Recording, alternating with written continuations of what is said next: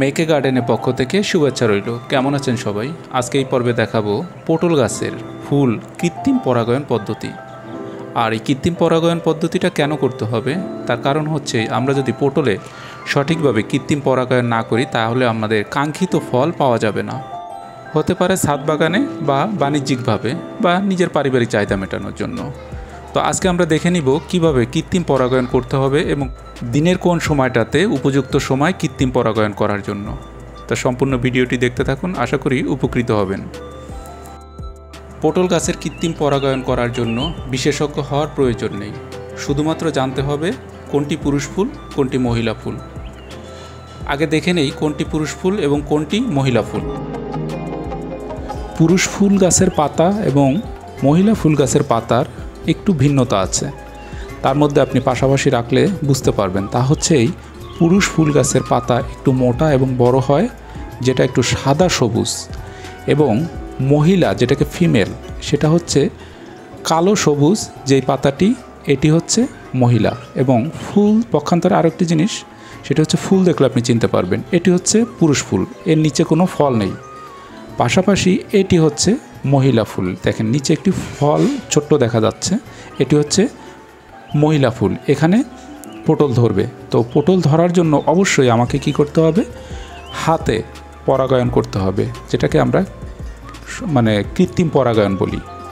কৃত্রিম পরাগায়ন যদি না করি তাহলে সঠিক ফল এবং কাঙ্ক্ষিত যে আমরা ফল আশা করি সেটি কখনোই হবে না। পটল গাছে কখনোই পুরুষ ফুল এবং মহিলা ফুল একই গাছে ধরে না। পুরুষ ফুল গাছ আলাদা, মহিলা ফুল গাছ আলাদা। তাই 10টি মহিলা গাছের সাথে একটি পুরুষ ফুল গাছ রাখাটা ভালো। তারপরেও কৃত্রিম পরাগায়ন যদি করি তাহলে ফলন ভালো পাওয়া যায়। তো এখন কথা হচ্ছে যে কখন আমি এই কৃত্রিম পরাগায়নটা করব। কৃত্রিম পরাগায়নের সঠিক সময় হচ্ছে সকাল 5টা থেকে 8টা পর্যন্ত।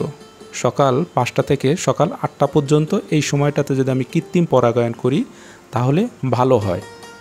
ভোর 5টা থেকে 8টা পর্যন্ত এই সময়টাই উত্তম সময় কৃত্রিম পরাগায়নের জন্য। আমাদেরকে প্রথমে পুরুষ ফুলগুলো সংগ্রহ করতে হবে। পুরুষ ফুলগুলো সংগ্রহ করার পরে চারিদিকের পাপড়িগুলো ছিঁড়ে ফেলে দিতে হবে। যদি আমাদের মহিলা ফুলের সংখ্যা বেশি হয় তাহলে একসাথে অনেকগুলো পুরুষ ফুল ছিঁড়ে তারপরে আমরা পরাগায়ন শুরু করব। তো একটি ফুল দিয়ে সাধারণত 10 থেকে 12টি স্ত্রী ফুলে আপনি পরাগায়ন করতে পারবেন। তো পরাগায়নের পদ্ধতিটা হচ্ছে স্ত্রী ফুলের ভূগর্ভে সাধারণভাবে পুরুষ ফুলটি লাগিয়ে দিলেই হয়ে যায়। আরও একটি পদ্ধতি হচ্ছে, সেটি হচ্ছে তুলি এবং ব্রাশের মাধ্যমে। সেটি একটু কষ্ট সাপেক্ষ এবং সময় সাপেক্ষ। তা না করে আমরা সরাসরি যদি পুরুষ ফুল ছিঁড়ে এনে মহিলা ফুলের ভূগর্ভে লাগিয়ে দেই তাহলেই হয়ে যাবে। আশা করি আপনারা বিষয়টা বুঝতে পেরেছেন। তো ভালো মন্দ অবশ্যই জানাবেন। আজ এই পর্যন্তই। আপনাদের ভালো লাগা আমার আগামীর অনুপ্রেরণা। আজ এই পর্যন্তই। আবারও দেখা হবে নতুন কোনো কৃষিভিত্তিক পরামর্শমূলক ভিডিও নিয়ে। খোদা হাফেজ।